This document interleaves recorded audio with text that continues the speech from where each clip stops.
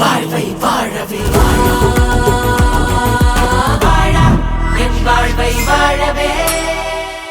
அண்மை செய்திகளை பார்த்து வருகிறோம். மும்பை மாநகராட்சி தேர்தலில் தென்னிந்தியர்களும் வட இந்தியர்களும் வாழக்கூடிய பகுதிகளில் பாஜக கூட்டணி முன்னிலை வகிக்கிறது.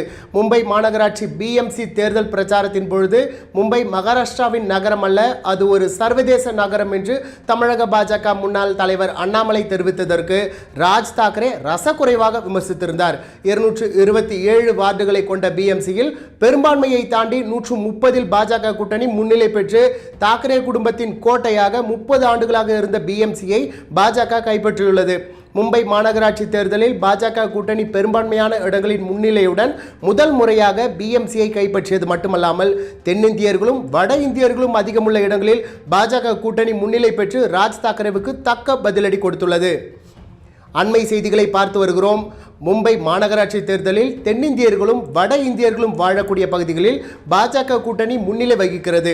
மும்பை மாநகராட்சி தேர்தலில் பிரச்சாரத்தின் பொழுது மும்பை மகாராஷ்டிராவின் நகரம் அல்ல, அது ஒரு சர்வதேச நகரம் என்று தமிழக பாஜக முன்னாள் தலைவர் அண்ணாமலை தெரிவித்ததற்கு ராஜ் தாக்கரே ரசக்குறைவாக விமர்சித்திருந்தார்.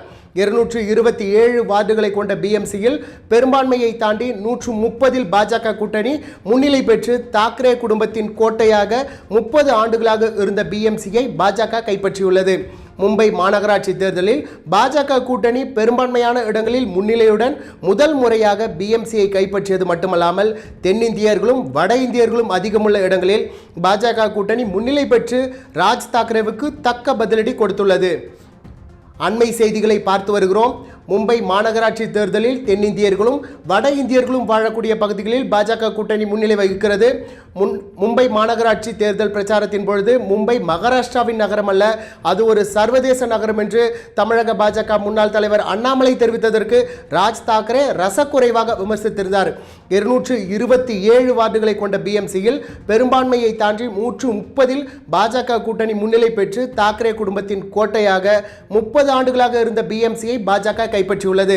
மும்பை மாநகராட்சி தேர்தலில் பாஜக கூட்டணி பெரும்பான்மையான இடங்களில் முன்னிலையுடன் முதன் முறையாக பிஎம்சியை கைப்பற்றியது மட்டுமல்லாமல் தென்னிந்தியர்களும் வட இந்தியர்களும் அதிகமுள்ள இடங்களில் பாஜக கூட்டணி முன்னிலை பெற்று ராஜ் தாக்கரேவுக்கு தக்க பதிலடி கொடுத்துள்ளது.